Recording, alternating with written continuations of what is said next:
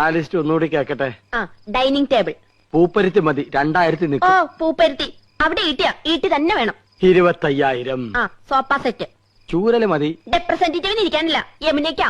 Cushion തന്നെ വേണം, കുതിച്ചു പോകണം. അതിന് കുതിരപ്പുറത്ത് കയറിയ പോലെ. തമാശകള കൂട്ട്. 25,000. ആ ബ്രിഡ്ജ്. പാലോ അതും വേണോ? അവർക്ക് നടന്നു വന്നാ പോരെ? അതല്ലെന്ന് തണുപ്പിക്കുന്ന ഒരു സാധനം ഇല്ലേ? Fridge 9,000. T V. Black and white പോരെ? ഓരോ കളർ തന്നെ വേണം. 10-20 അടി നീളം വേണം. 10-20 അടി നീളോ? ഇഞ്ചായിരിക്കും. ആ ഇഞ്ചെങ്കിൽ ഇഞ്ച്. ഒയറില്ലാത്ത ഫോൺ അതൊരെണ്ണം മതി. മൊബൈൽ. ആ മൊബൈല്.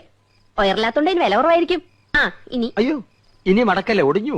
ആ തൽക്കാലം ഇത്രയൊക്കെ മതി. മതി. ഇനി ഇതിന് പണം ഉണ്ടാക്കാനുള്ള വകുപ്പും കൂടി പറഞ്ഞു തന്നെ. മൊത്തം പണം കൈ വെച്ചോണ്ടാണോ എല്ലാരും ഇതൊക്കെ മേടിക്കുന്നത്? ഇൻവെസ്റ്റ്മെന്റ് വാങ്ങണം. ഇൻസ്റ്റാൾമെന്റ്. ആ അതെങ്കിൽ അത്. അങ്ങനെ ആവുമ്പോ മാസം തോറും ഈസി ആയിട്ട് അടയ്ക്കാം. അല്ലെങ്കിൽ കടം വാങ്ങണം, പലിശ കൊടുക്കണമെന്നല്ലേ ഉള്ളൂ. എന്താ മുൻഷി പരമേശ്വരൻ പിള്ളയുടെ മകനെ കടം കിട്ടില്ല?